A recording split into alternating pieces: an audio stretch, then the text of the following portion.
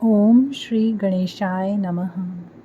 ओम श्री गुरुसत्ताय नमः। कजरी तीज की कथा। कजरी तीज को सातुड़ी तीज, निमड़ी तीज, कजली तीज, भादुड़ी तीज और बूढ़ी तीज भी कहा जाता है। भाद्रपद माह के कृष्ण पक्ष में तृतीया तिथि को कजरी तीज का व्रत रखा जाता है एवं विधि विधान से भगवान शिव और माता पार्वती की पूजा की जाती है। कजरी तीज की कथा। एक समय की बात है। तीजा गांव में एक गरीब निर्धन ब्राह्मण अपनी पत्नी सहित रहा करता था।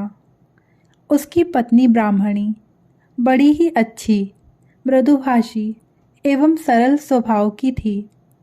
वह शिव भगवान व माता पार्वती के सभी तीज का व्रत बड़े ही भक्तिभाव के साथ, सभी नियम एवं रीति रिवाज के साथ करती थी। ब्राह्मण उसी गांव के गौरी मंदिर में पुजारी था। जो भी चढ़ावा प्रसाद मंदिर में आता था, ब्राह्मण उसी में अपना गृहस्थी का गुजारा चलाया करता था। भाद्रपद माह के कृष्ण पक्ष की तृतीया तिथि को ब्राह्मणी ने कजरी तीज का व्रत रखा। जब ब्राह्मण मंदिर में पूजा अर्चना करने के लिए घर से निकल रहा था, तभी ब्राह्मणी ने ब्राह्मण को बताया कि कजरी तीज का व्रत मैंने आज रखा है। आप आते समय तीज माता की पूजा के लिए सत्तू बनाने का सामान लेते आना।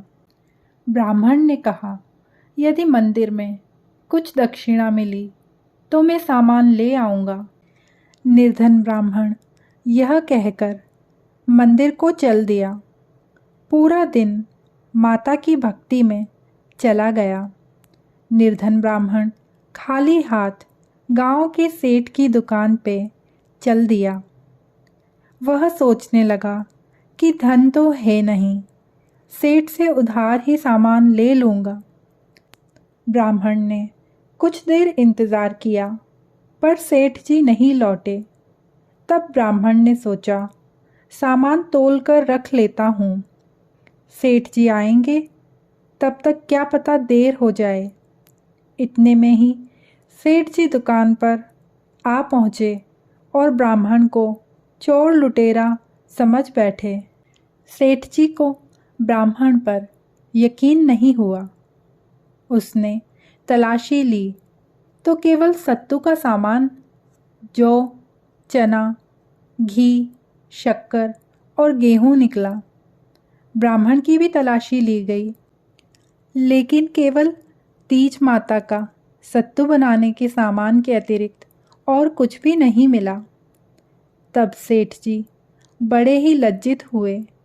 एक निर्धन ब्राह्मण पर चोरी का आरोप लगाकर उनको बड़ा ही दुख हुआ। तब सेठ जी ने कहा, आज से तुम्हारी पत्नी मेरी धर्म बहन हुई और तुम मेरे जीजाश्री। ब्राह्मण सामान के साथ घर लौट आया। ब्राह्मणी ने सारा सामान माता को दिखाकर सत्तू बनाने की तैयारी करने लगी। दुकान पर घटा सारा वृतांत ब्राह्मण ने अपनी पत्नी को कह सुनाया। इतने में ही सेठ जी ने ब्राह्मण के द्वार पे आके आवाज़ लगाई। सेठ जी की आवाज़ सुनकर ब्राह्मण और ब्राह्मणी दोनों ही बाहर आए। सेठ जी सत्तू, जेवर, कपड़े, मेहंदी, रोली मोली आदि सामान अपनी धर्म बहन के लिए भेंट लेकर आए थे।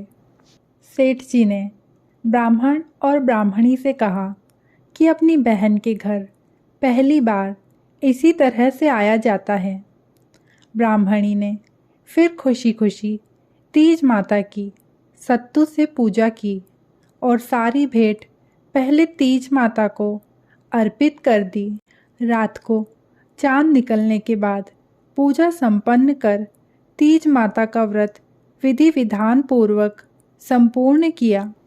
हे तीज माता पार्वती और भगवान भोले शिव शंकर, जिस प्रकार आपने ब्राह्मण और ब्राह्मणी के दिन मंगलमय बना दिए, वैसे ही सभी का जीवन मंगलमय करना।